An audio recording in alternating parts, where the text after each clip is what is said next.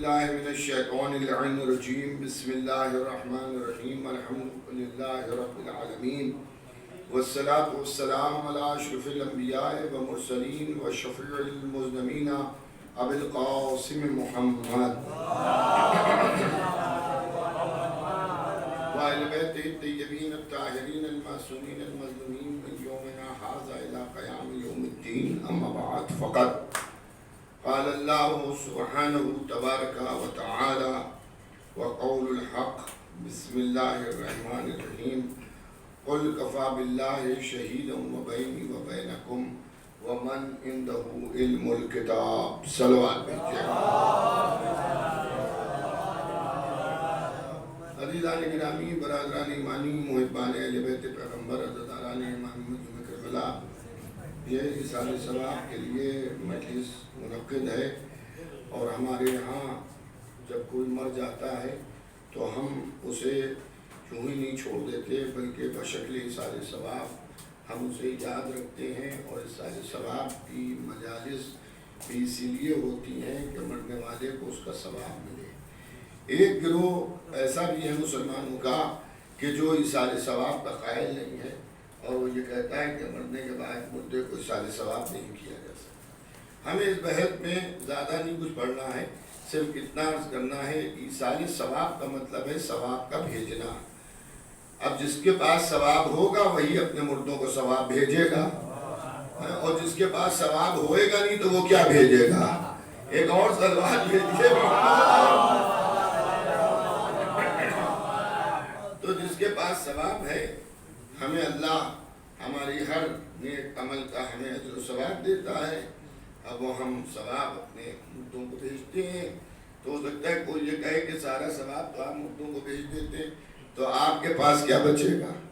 تو میں یہ عرض کر دوں کہ اگر یہ مان بھی لیا جائے کہ ہمارے پاس کچھ نہیں بچے گا تو جیسے ہم اپنے مرحومین کو اِصال ثواب کر رہے ہیں، ہمارے مرنے کے بعد ہمارے چھوٹے ہمارے لیے اِصال ثواب کریں گے، لیکن ایسا نہیں ہے، بلکہ اِصال ثواب جو آپ کرتے ہیں اس کا ثواب آپ کو بھی ملتا ہے۔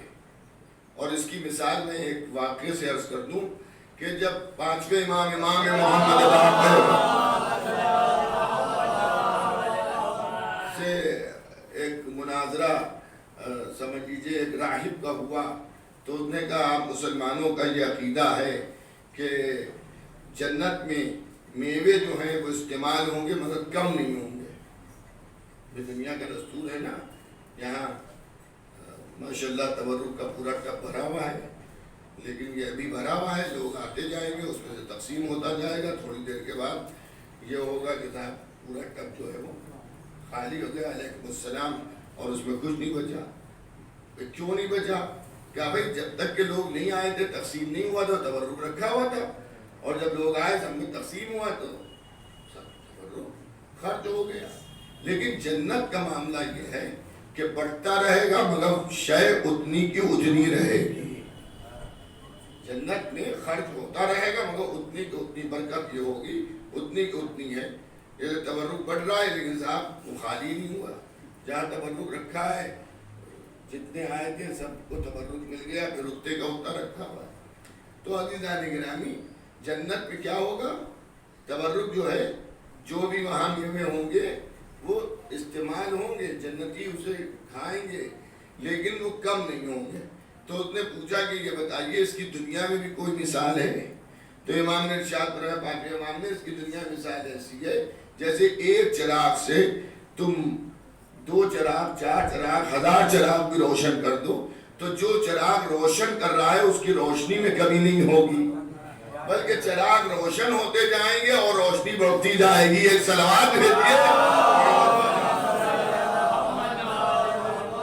وہی مسئلہ اِصال ثواب کا ہے کہ ہم جب کسی کو اِصال ثواب کرتے ہیں تو مرنے والے کو بھی ثواب ملتا ہے اور جو اِصال ثواب کر رہا ہے اس کا ثواب بھی اسے ملتا ہے، وہ ثواب بھی باقی رہتا ہے۔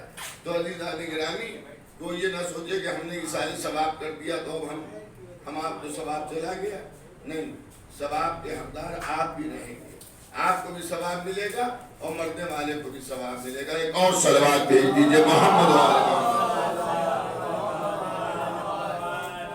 عزیزان گرامی، دیکھیے 2 چیزیں ہیں، جہاں پر ثواب کے لیے یہ ہے کہ جو آپ لے کے گئے وہی آپ کا عقیدہ ہے، اسی کے اوپر کوئی تبدیلی اور وہ نہیں ہو سکتی ہے۔ لوگ ہر چیز کو ملا دیتے ہیں، پلاؤ یہاں تقسیم ہو رہا ہے، اسی مطلب جو ہے آدمی جو ہے وہ کھچڑی ملا دے، سمجھ گئے؟ تو یہ معاملہ لوگوں نے کر دیا ہے۔ دو چیزیں ہیں ہمارے یہاں، ایک چیز ہے عقیدہ اور ایک چیز ہے عمل۔ عقیدے میں کوئی ایصال ثواب نہیں ہو سکتا، عقیدے میں کوئی مرمت نہیں ہو سکتی۔ مطلب اگر کوئی اللہ کو نہ مانتا ہو تو اس کے مرنے کے بعد ہم اسے مشرک یا کافر کی فہرست سے نہیں نکال سکتے۔ کوئی منافق مر جائے تو ہم اسے مرنے کے بعد منافقت کی فہرست سے نہیں نکال سکتے، لیکن اگر کوئی مومن مرا تو ہم اس کے لیے ایصال ثواب کر سکتے ہیں۔ دیکھیے سامنے کی چیزیں ہیں سمجھنے کی، آپ سمجھیے اس چیز کو۔ ہمارے یہاں کسی بھی مجتہد کی توضیح مسائل اٹھا کے دیکھیے تو اس میں آپ کو ملے گا کہ اجارے کی نمازیں، یہ اجارے کی نمازیں کیا ہوتی ہیں؟ اجارے کی نمازوں کا مطلب یہ ہوتا ہے کہ آپ اگر خدا نہ کرے کسی کی نمازیں قضا ہو گئی ہیں تو وہ ان قضا نمازوں کو وہ خود نہیں، جب ہم زندہ ہیں تو ہم خود کوشش کریں جتنی بھی ہم ادا کر سکیں اسے ادا کریں، لیکن مرنے کے بعد ہمارے وہ رسا کسی کو بھی مومن کو راضی کریں کہ بھی ایسا ہے میرے فلاں مومن کی قضا نمازیں آپ پڑھ دیجئے، اور وہ کہے کہ ٹھیک ہے ہم پڑھ دیں گے 10,000 روپے سال لیں گے، ایک سال کی نمازوں کا میں مثال دے رہا ہوں 10,000 روپے۔ تو ایسی صورتحال میں کیا ہوگا؟ اس کی قضا نمازیں ادا ہو سکتی، اس کے قضا روزے ادا ہو سکتے۔ اس نے خمس نہیں نکالا تھا اور لڑکے کو معلوم تھا کہ میرے ابا خمس نہیں نکالتے تھے، اب جب وہ مرے تو کافی جائیداد چھوڑ کے مرے، اس نے کہا بھی ایسا ہے کہ پہلے ہم خمس کا حساب کریں گے اس کے بعد میراث بانٹیں گے، اور اس نے ایک تخمینہ لگایا کہ سالانہ آمدنی اتنی تھی، اتنے خرچے تھے، اتنی بچت تھی اور اتنا خمس ہوتا ہے۔ اب اس نے خمس نکال دیا تو مرنے والے سے خمس کا سوال نہیں ہوگا۔ اسی طرح زکوٰۃ، اسی طرح سے حج واجب کا نہیں کیا، جہاز پہ بیٹھتے ہوئے ڈر لگ رہا تھا کہ دنیا میں ایسا مشغول ہو گیا کہ نہیں کیا، لیکن جب مرا تو اس کی اولادوں نے اس کی طرف سے حج کر لیا۔ تو یہ سب جو فروع دین ہے اس میں یہ سب ہو سکتا ہے، لیکن کوئی کافر مر گیا، کوئی عدالت کا انکار کر کے مر گیا، اللہ کی کوئی نبوتوں کی جو نبوتیں ہیں اس کا انکار کر کے مر گیا، امامت کا انکار کر کے مر گیا، قیامت کا انکار کر کے مر گیا، تو اس میں آپ اگر ساری دنیا کو بھی مسلمان کر دیجئے تب بھی مرنے والے کو نجات نہیں ملے گی، اس کو اس کا ثواب نہیں ملے گا۔ لوگوں نے خلط ملط کر دیا، اصول کو فروع کو ملا دیا۔ ارے اصول میں کوئی مرمت نہیں ہے مرنے کے بعد، لیکن فروحات میں جو ہے وہ مرنے کے بعد ہم اپنے مرنے والے کی مدد کر سکتے ہیں۔ پھر دوسری چیز یہ ہے کہ ابھی میں نے عرض کیا کہ منافق اگر مرا ہے، ابھی اگر کوئی منافق مر گیا ہے اس کے لیے آپ ایصال ثواب نہیں کر سکتے۔ ابھی آپ کے صاحبزادے اشعار پڑھ رہے تھے، انہوں نے ایک شعر اس قسم کا ہی پڑھا کہ دور اول میں جب میں آیا تو اسی وقت پڑھ رہے تھے وہ کہ دور اول میں اس کا مفہوم عرض کیے دے رہا ہوں کہ دور اول میں منافق کی پہچان ذکر علی کے ذریعے ہوتی، صحابہ کرتے تھے، حقیقت بھی یہی ہے کہ جب سلمان محمدی سے پوچھا گیا آپ مومن و منافق کو کیسے پہچانتے ہیں تو انہوں نے یہ نہیں کہا کہ میں نے وضو کر کے مصلی میں بیٹھ جاتا ہوں، یا رمضان میں میں روزہ رکھ کے دیکھتا ہوں، یا زکوٰۃ اور خمس کی ادائیگی کے موقع پر میں دیکھتا ہوں، یا مطلب حج بیت اللہ کے موقع پر دیکھتا ہوں۔ انہوں نے ایک کلیہ بتا دیا اور وہ یہ بتایا کہ میں ذکر علی کر کے دیکھتا ہوں۔ ذکر علی کرتے تو کیسے معلوم ہوتا ہے؟ کیا زبان سے ذکر کرتا ہوں، آنکھوں سے چہرے دیکھتا ہوں، اچھا آپ دیکھ رہے ہیں تو کیسے آپ کو معلوم ہو رہا ہے؟ کیا معلوم ایسے ہوتا ہے جو ذکر علی سن کر خوش ہو جائے وہ مومن ہے، جو بگڑ جائے وہ منافق ہے۔ ایک صلوات بھیجیے محمد۔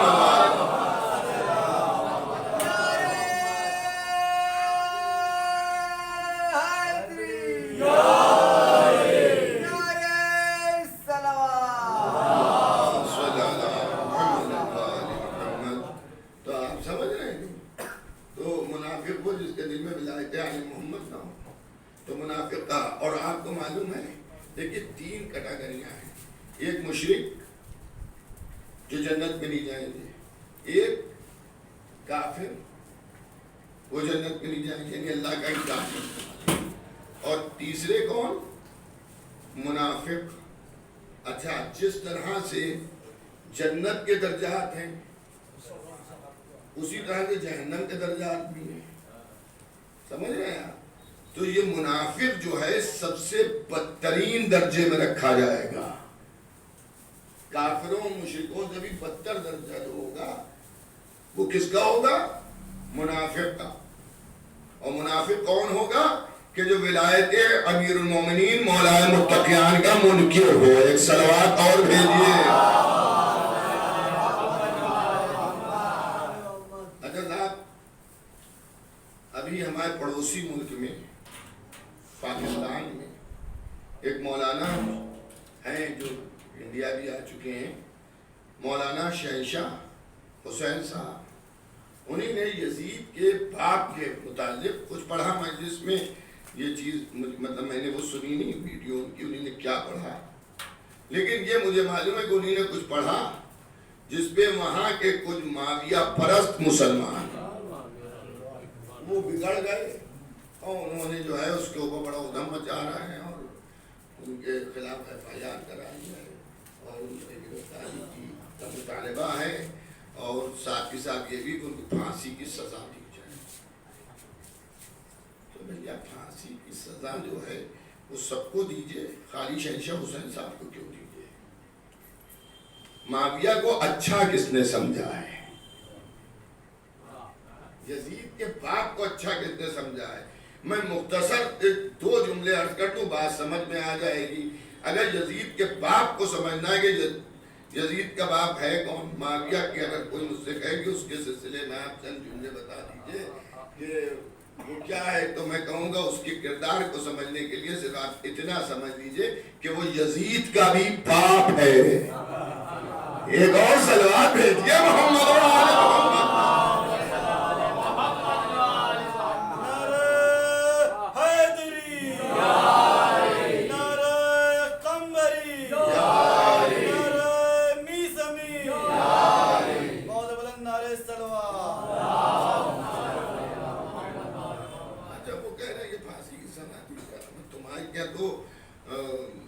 یوں ہی محبان اہل بیت کو قتل کر دیا جاتا ہے، ہزاروں کی تعداد میں۔ وہاں کی محترمہ جو مجلس ہی پڑھتی ہیں، انہوں نے ڈیبیٹ میں ٹی وی انٹرویو میں بہت اچھی بات کہی کہ کراچی کے قبرستان ہمارے شہیدوں کے لاشوں سے بھرے پڑے ہیں، پٹے پڑے ہیں، ہم شہادت سے نہیں ڈرتے، لیکن آپ کا برے آدمی کی حمایت کرنا یہ بتا رہا ہے کہ آپ بھی اسی زمرے میں ہیں۔ جو علی سے مقابلہ کر لے، جو علی سے لڑنے آ جائے، اب اس کے لیے کیا ہے؟ اب اس کے اوپر ایک بات کہی جاتی ہے، توبہ کر لی تھی اللہ نے معاف کر۔ لگتا ہے جس وقت انہیں نے توبہ کی تھی اس وقت یہ اللہ کی بارگاہ میں کھڑے ہوئے تھے، اور اس نے کہا ہم نے جو معاف کر دیا۔ ایک اور صلوات بھیجیے محمد و آل محمد۔ ایک اور اس سے بہتر کل بہرحال ہم جو ہیں وہ اس موضوع پر بولنا جانتے ہیں، لیکن اس مجلس میں مجھے زیادہ تفصیلات میں نہیں بولنا ہے، اور میں جملہ عرض کروں گا کہ پھر یہی معاملہ کہ سارے جہاں سے اچھا ہندوستان ہمارا ہے، کہ کم از کم ہم یہاں ظالم پر لعنت بھی کھل کے کرتے ہیں اور مظلوم کا ماتم بھی کھل کے کرتے ہیں۔ ایک اور صلوات بھیجیے گا محمد۔ ایک اور اس سے بہتر کر صلوات. تو عزیزان گرامی اصال ثواب کا ہمارے کیا رواج ہے، اور ہمارے اصال ثواب ہوتا ہے اور ہم اصال ثواب کرتے ہیں. بھئی اگر مردوں سے غیر تعلقی کا حکم اسلام نے دیا ہوتا تو یہ کیوں کہا جاتا ہے کہ صاحب آپ جو ہیں وہ قبرستان جائیے، اہل قبور کے قبروں پہ جائیے. حضور ختم مرتبہ اپنے اجداد کے قبور پہ جاتے تھے، اپنے والدین کی قبروں پہ جاتے تھے، بیٹھتے تھے اور ایصال ثواب کرتے تھے. جبکہ حضور کے والدین کو ایصال ثواب کی ضرورت نہیں تھی، اس لیے جو حضور کے والدین ہوں تو وہ بخشے ہوئے ہیں. لیکن نبی ایصال ثواب کر کے امت کو سمجھا رہے ہیں کہ دیکھو جب میں اپنے والدین کو ایصال ثواب کر رہا ہوں تو تم اپنے والدین کو فراموش نہ کرنا، تم اپنے والدین کو نہ بھول جانا، اور والدین کو بھولنا نہیں چاہیے. تو دیکھیے حقوق جو ہیں، حقوق الناس میں یہ بھی حقوق ہے کہ مرنے کے بعد ہم اپنے والدین کو، اپنے بھائی بہنوں کو، اپنے عزیزوں کو، اپنے پڑوسی جو مومنین ہیں، شرط مومنین کی آپ ذہن میں رکھیے گا. ایصال ثواب مومنین ہی کو ہو سکتا ہے، مومن کے علاوہ کسی کو ایصال ثواب نہیں ہو سکتا ہے. انسانی نقطۂ نظر سے آپ کسی کی مدد کر دیجئے مگر بشکل ایصال ثواب آپ مدد نہیں کر سکتے. بشکل ایصال ثواب نہیں مدد کر سکتے، کیونکہ غیر مومن جب اپنے عمل کا ثواب نہیں حاصل کر پا رہا ہے تو دوسرے کے عمل کا ثواب کہاں حاصل کر لے گا. ایک اور صلوات بھیج دیجیے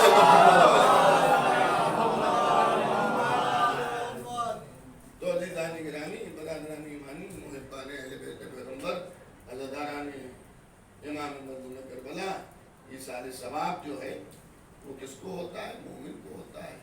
اور یہ مرحومہ کے ایصال ثواب کی مجلس سے مولانا ہمارے قربان کاظمی صاحب، لیکن لفظ ان کے ساتھ مولانا کا میرے منہ سے نکلا تو ہو سکتا ہے آپ کو لگ رہا ہو کہ مولانا شیروانی ٹوپی اور جو مجلس سے پڑھتا ہو. آپ حضرات میں سے ہو سکتا ہے آپ نے اس نوعیت میں قربان بھائی کو نہ دیکھا ہو، لیکن میں نے بچپنے میں دیکھا ہے شیروانی ٹوپی اور باقاعدہ طور پہ قربان بھائی مجلسیں ہی پڑھتے تھے. اب جب سے ممبئی میں ان کا قیام ہونے لگا تو اب بھی پڑھتے ہیں. ابھی شاید ہمارے خیال میں یہاں اسی اللہ خانے منی نے پڑھی تھی مجلس، اشرا پڑھا دیجیے مومنین کا بھائی دینے کا ابھی بھی. ہاں ظاہر ہے ذکر امام حسین جو ہے وہ ظاہر ہے یہ شرف ہے جسے مل گیا پھر وہ اس کام کو کرنا بھولتا نہیں ہے. ایک اور صلوات بھیج دیجیے. تو یہ ایصال ثواب کی مجلسیں جو ہیں ان کی جانب سے مرحومہ مغفورہ، اور ظاہر ہے کہ اگر آپ کا کوئی جاننے والا ہے، کوئی آپ کا محسن ہے اور تو اس کو مرنے کے بعد ہمیں اس کو بشکل ایصال ثواب یاد رکھنا چاہیے.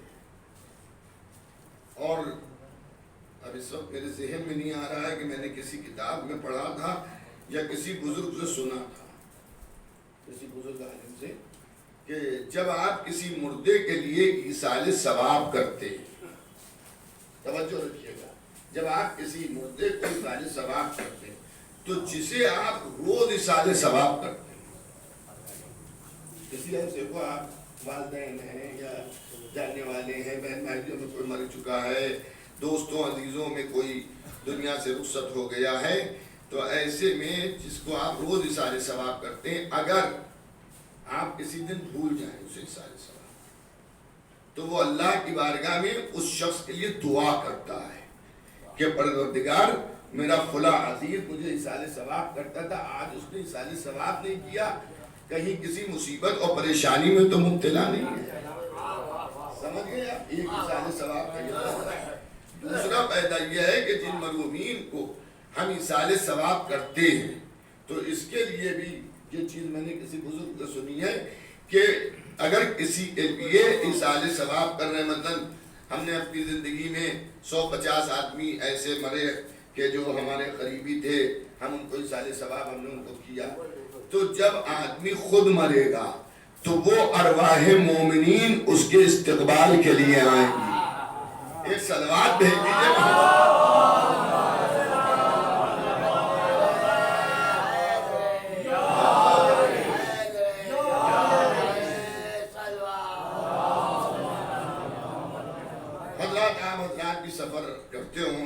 ذکر امام حسین کے صدقے میں مجھے بھی سفر کرنے کا موقع ملتا ہے.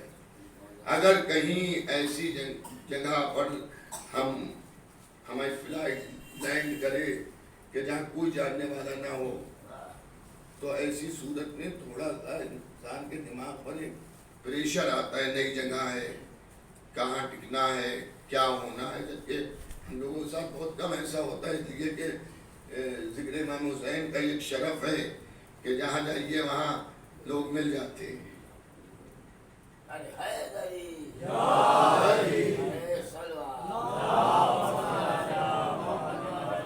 جہاں جائیے وہاں کوئی نہ کوئی مل جاتا ہے, لیکن انسان جو ہے وہ ذہنی طور پہ پریشان ضرور ہوتا ہے اگر کہیں ایسی جگہ جا رہا ہے جہاں اس کا کوئی جاننے والا نہیں, پہلی بار جا رہا ہے. اور اگر ایسی جگہ جا رہا ہے کہ جہاں سے اب اسے واپس نہیں آنا ہے, وہیں اسے قیام کرنا ہے, رکنا ہے, تو اور وہ کوشش کرے گا کہ کچھ لوگ جاننے والے مل جائیں. تو ایصال ثواب کا ایک فائدہ یہ ہے کہ ایسی جگہ جہاں سے واپس نہیں آنا ہے, نہ اس سے پہلے کبھی گیا ہے, نہ وہاں کا کوئی گیا ہوا یہاں واپس آ کے کچھ بتا کے گیا ہے. میں کیا عرض کر رہا ہوں, لیکن عزیزان گرامی جن مومنین و مومنات کے لیے ہم ایصال ثواب کرتے ہیں ان کی ارواحیں وہ اس کی مدد کے لیے آتی ہیں اور اس کی اجنبیت کو دور کرتی ہیں. ایک صلوات بھیجیے گا محمد والے. تو ایصال ثواب کے بہت سے فائدے ہیں. ایک تو اچھے انسان کی صفت ہے کہ وہ اپنے بزرگوں کو, اپنے دوستوں کو مرنے کے بعد یاد رکھے. اور کل بھی میں نے ایک بات کہی تھی اور پھر میں آپ کو یاد دلا دوں کہ ساتھ ساتھ مرنے والے کے لیے استغفار ضرور کیجیے.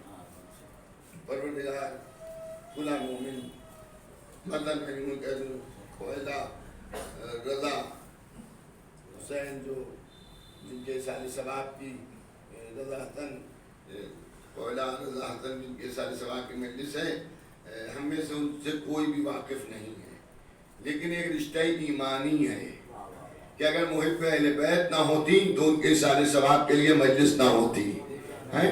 تو اگر ہم سب ان کے لیے دعا کریں پروردگار ان کے گناہ کبیرہ گناہ صغیرہ کو معاف کر دے, تو اس کا بھی ایک فیض ہے کہ اللہ کہتا ہے میرا بندہ مرے ہوئے مومن کے لیے جب دعائے خیر کر رہا ہے, استغفار کر رہا ہے, تو ہم اس کے گناہوں کو ہی معاف کر دیں. اچھا, استغفار کے لیے یہ بھی ہے کہ اگر آپ کسی کے لیے استغفار کر رہے ہیں, گناہ پروردگار اس کے گناہوں کو معاف کر دے, اس کی اگر زندہ ہے تو ساتھ میں یہ بھی کہیے کہ اس کی ہدایت فرما کہ وہ آئندہ اس گناہ کو انجام نہ دے. تو ایسی صورتحال میں جو استغفار دوسرے کے لیے کر رہا ہے اللہ اس کے گناہوں کو بغیر استغفار کے معاف کرے گا انشاءاللہ. ایک اور صلوات بھیجیے گا.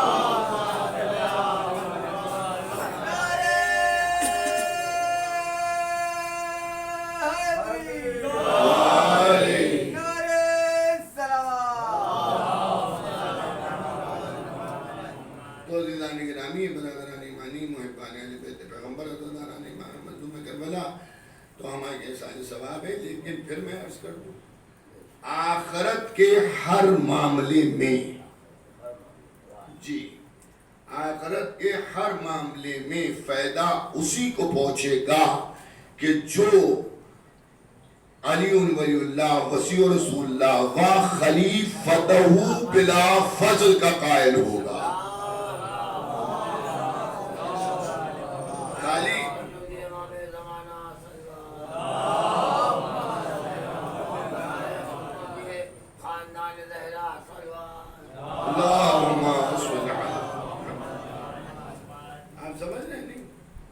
مانتے تو سبھی ہیں, تعریف تو سبھی کرتے ہیں, لیکن یہ پوچھئے کہ واہ خلیفتہ بلا فضل مانتے ہیں آپ؟ یہ واہ خلیفتہ بلا فضل کیا ہے؟ اس کے خلاف بھی وہاں وہ چل رہا ہے. وہ ویڈیو آپ لوگوں نے دیکھی نہیں دیکھی جس کے اندر وہ یہ بڑی بڑی داڑیاں, فرعونی داڑیاں رکھے ہوئے. ہاں بھئی فرعون کی بھی داڑھی تھی, ہر داڑھی قابل اعتماد نہیں ہوتی ہے. حضرت موسیٰ نے فرعون کے داڑھی پکڑ کے تو تماچا مارا تھا. تو کچھ لوگ داڑھی رکھتے فرعونی داڑھی, اور وہ کہہ رہا ہے کہ یہ لوگ علیہ اعلان تبرہ کرتے ہیں. کیا تبرہ کرتے ہیں؟ کہتے ہیں یہ اشہد ان امیر المومنین و امام المتقین و قاتل المشرکین و یاسوق الدین علی حجت اللہ ولی رسول اللہ و خلیفتہ بلا عباس. یہ تبرہ ہے، یہ اذان اس میں بند کرایا جائے. یہ تبرہ ہے اذان و خلیفتہ بلا عباس، بے شمار ہیں، اسے بند کرایا جائے. و خلیفتہ بلا فضل، ارے وہ بند ہونے والی چیز نہیں ہے، سمجھے آپ؟ اور آپ زبان بند کرائیں گے، کسی کا دل تھوڑی بند کر دیں گے. تو ہم تو بلا فضل مانتے ہی ہیں. فقہ جعفریہ پر عمل کرنے کا مطلب یہ ہے کہ ہم نے دوسروں کو نہیں مانا، ہم نے شرابیوں کو نہیں مانا، جواریوں کو نہیں مانا، ہم نے ایسوں کو نہیں مانا کہ جن کی آدھی سے زیادہ عمریں کفر میں کٹی ہوں. ہم نے ایسے کو مانا جو کل ایمان ہے، جو ید اللہ ہے، وجہ اللہ ہے، عین اللہ ہے، لسان اللہ ہے، جنب اللہ ہے، جس کے چاہنے والے رحمت اللہ اور جن کے دشمن لعنت اللہ ہے. اور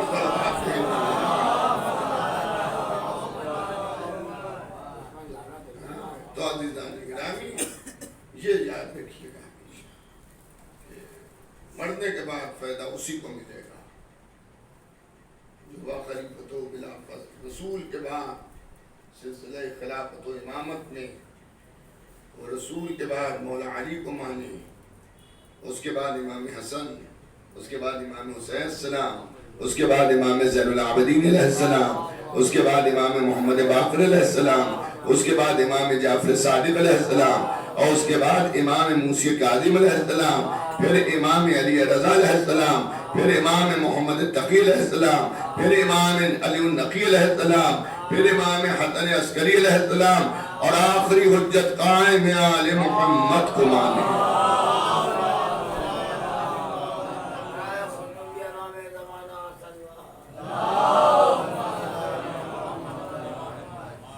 تو حضرات یہ مجلس آج دوسری مجلس ہے اس سلسلے کی، اور کل آخری تیسری مجلس ہوگی، اس میں بھی آپ حضرات انشاءاللہ تشریف لائیں گے. اور 7 صفر کو بھی اسی وقت 7 بجے کا اعلان ہے، اور 7:15 8 بجے 7:15 7:30 کے بیچ میں جو ہوں وہ بیٹھ جاؤں گا منبر پہ. تو آپ حضرات جو ہیں اس دن بھی آئیے گا. تو عزیزان گرامی ولایت اہل بیت پر باقی رہنا، اس کی بھی دعا کیجیے، کیونکہ یہ بہت خطرے کی چیز ہے. پانچویں امام فرماتے ہیں کہ جب چور آتا ہے چوری کرنے تو وہ قیمتی شے پہ نظر رکھتا ہے. آپ سمجھ گئے نا، چور آئے گا تو وہ قیمتی شے پہ نظر رکھے گا. جب وہ آئے گا تو ایسا نہیں ہے کہ مطلب میرے عصا رکھا ہوا ہے، یا میری قبا ٹنگی ہوئی ہے، یا میرا ماما رکھا ہوا ہے، اور وہیں ایک تجوری ہے جس کے اندر زیورات رکھے ہیں، تو میری قبا ماما لے کے نہیں جائے گا.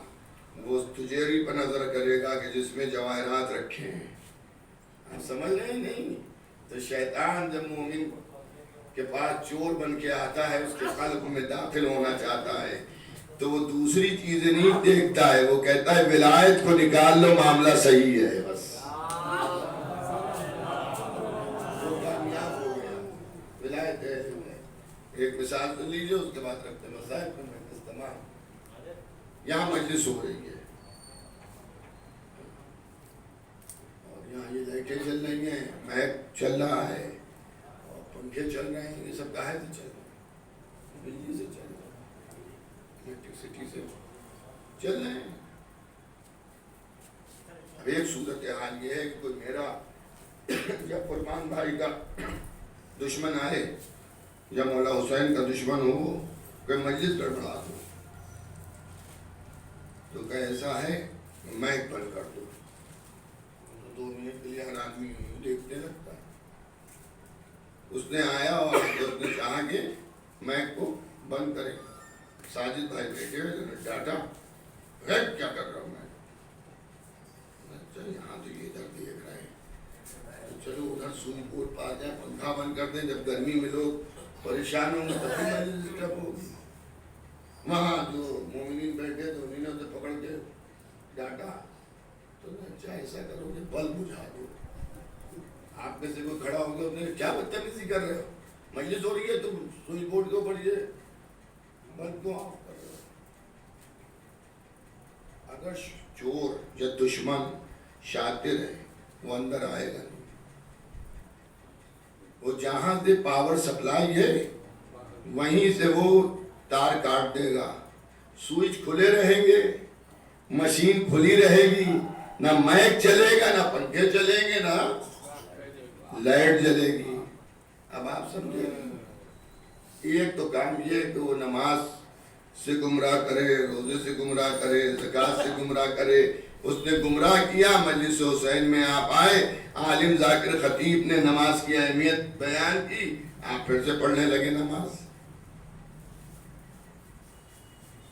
تو وہ مومنین کو اس سے گمراہ نہیں کرے گا، وہ کہے گا ولایت کی سپلائی کاٹ دو، اب پڑھتے رہو نمازیں، رکھتے رہو روزے، دیتے رہو زکوٰۃ، لیکن ملنا تمہیں کچھ نہیں ہے۔ ایک صلوات اور بھیجیے محمد آل محمد، ملنا تمہیں کچھ نہیں ہے۔ تو اسی لیے ہمارے بزرگوں نے ولایت آل محمد پر باقی رہنے کی دعا بھی کی، نصیحت بھی فرمائی۔ اور یہ مجلس امام حسین مجالس ہیں، یہ ہماری بہت کچھ مدد کرتی ہیں ہمیں ولایت اہل بیت پر باقی رکھنے کے لیے۔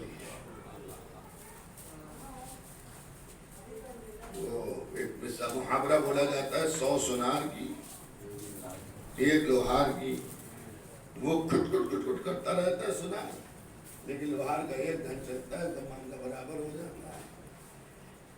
تو وہ گمراہ کرنے پہ لگے رہتے ہیں، خدا کو مانو، کسی کو برا نہ کہو، یہ کرو وہ کرو، کرتے رہو۔ جہاں ایک مجلس کا گھن چلا، جتنے بھی بدعت کے فتوے شرک کفر کے تھے سب کہہ کے چلے گئے۔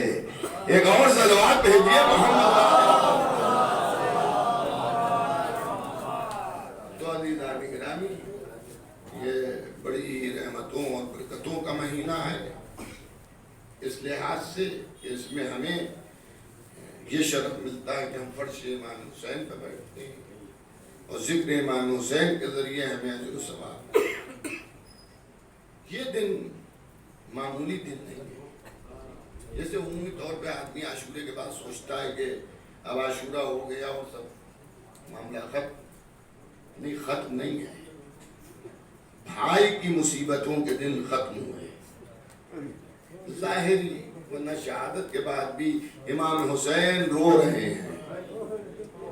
کتاب مجلسوں میں سنتے ہیں نا، اس سر امام حسین نظر پڑی تو کیا دیکھا کہ آنکھوں سے آنسو بہہ رہے ہیں۔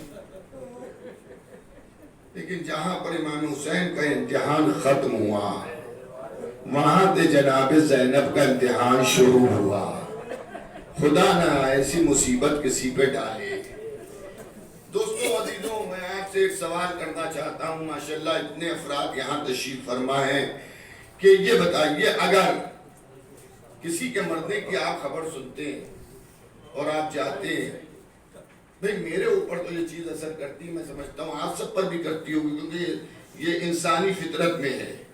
اگر اس کا کوئی کمسن بچہ، 3-4 سال کا بچہ، اور اس پہ نظر پڑ جائے تو بے اختیار انسان کے آنکھوں میں آنسو آ جاتے ہیں، اور افسوس کرتا ہے، ٹھنڈی سانس بھرتا ہے، ارے ابھی اس بچے کو تو پوری زندگی یتیمی میں کھیلا ہے۔ کسی چھوٹے یتیم کو جب کوئی دیکھتا ہے تو دل مسل کے رہ جاتا، رے اتنا چھوٹا بچہ۔ اکثر لوگ پوچھتے ہیں، کسی کی خبر سنی مرنے کی، کیا ہے بچے، عمر کیا ہے؟ اگر کسی نے کہا ہاں ابھی بہت چھوٹے چھوٹے بچے ہیں، 4-5 سال کا بچہ ہے، تو انسان ہے افسوس، اب ان بچوں کا کیا ہوگا۔ جس کو ہم نہیں جانتے اس کے لیے یہ ہمارے دل میں جذبہ ہوتا ہے، جناب زینب سے پوچھئے جب سکینہ کو دیکھتی ہوں گی تو کیا عالم ہوتا ہوگا. اگر میں آپ کی خدمت میں دیکھیے، میں برابر کہتا ہوں آپ اپنی زندگی میں دیکھیے. اب میں محترم خطیب اکبر مولانا مرزا محمد اطہر صاحب علی اللہ مقامہ اکثر اس بات کو ہم والد کی مجلس میں پڑھا کرتے تھے کہ ظاہر ہے جب ہمارے والد کا انتقال ہوا تھا تو میری عمر 15 برس کی تھی. جو میرے چھوٹے بھائی بہن تھے اس میں سب سے چھوٹا بھائی وہ 2 سال کا تھا. تو چچا کبھی آتے تھے جب کسی ضرورت سے کام سے تو کچھ لے کے آتے تھے. اب وہ 2-2.5 سال کا بچہ ماں باپ سے مانوس تو ہو چکا ہوتا ہے تو اسے لا کے جو بھی چیز دیتے تھے کہتے تھے کہ تمہارے ابا نے بھیجی ہے. تو وہ بتاتے ہیں کہ ایک دن ظاہر اس زمانے میں ہم تو ایران میں تھے کہ ایک دن تمہارے بھائی نے مجھ سے پوچھا یہ بتائیے چیز بھیج دیتے ہیں مگر وہ خود کیوں نہیں آتے ہیں. تو ان کے دل پر ان جملوں کا اثر ابھی تک تھا. سمجھ گیا میں کیا عرض کر رہا ہوں. اس بچی سے پوچھئے جب اس کے تماچا مارا جا رہا ہے تو کہہ رہی ہے بابا ارے جب زینب سنتی ہوں گی تو زینب کا جگر پھٹ جاتا ہوگا. ہائے بھیا حسین جو بچی تمہارے سینے پر سونے کی عادی ہے ارے وہ تماچے کھا رہی ہے. جزاک اللہ. عزاداروں کبھی کبھی آپ نے دیکھا ہوگا ماں یا باپ کے ساتھ کوئی چھوٹا بچہ انگلی پکڑے چلا جا رہا ہے. ماں باپ کے قدم کچھ تیز ہوئے وہ گر پڑا تو آپ یہ نہیں دیکھتے رہتے ہیں کہ ارے ماں تو ساتھ میں ہے باپ تو ساتھ میں وہ اٹھائے گا. آپ خود اپنی جگہ سے تیزی سے ادھر پہنچتے ہیں کہ بچے کو ہم اٹھا لیں. اور شیعہ اگر ہے اس نے دیکھا ہے تو بے ساختہ اس کے منہ سے نکلے گا یا علی مدد. توجہ ہے یا نہیں ہے؟ اے عزاداروں ماں باپ کے ساتھ بھی اگر کوئی بچہ زمین پر گرتا ہے تو لوگ اس کی مدد کے لیے دوڑ جاتے ہیں. اے عزاداروں اس بچی کے لیے پوچھئے جو اونٹ کی پشت سے ایک بار نہیں کئی بار گر رہی ہے ارے ایک بار تو ایسا گری کہ قافلہ آگے بڑھ گیا. سر حسین زمین پر ٹھہر گیا. امام سجاد نے جب پوچھا بابا آگے کیوں نہیں بڑھتے کہا سجاد میری سکینہ جنگل میں گر گئی. جزاک اللہ بس ہو گئی مجلس. بہترین سال ثواب یہی ہے کہ آپ امام حسین کی یاد میں آنسو بہا لیں. عزیزان گرامی اور جب مجلس میں بیٹھیے یہ بھی تصور رکھیے کہ پچھلے سال جاننے والوں میں کتنے تھے جو محرم میں شریک ہو رہے تھے اس سال اپنی قبروں میں سو رہے ہیں.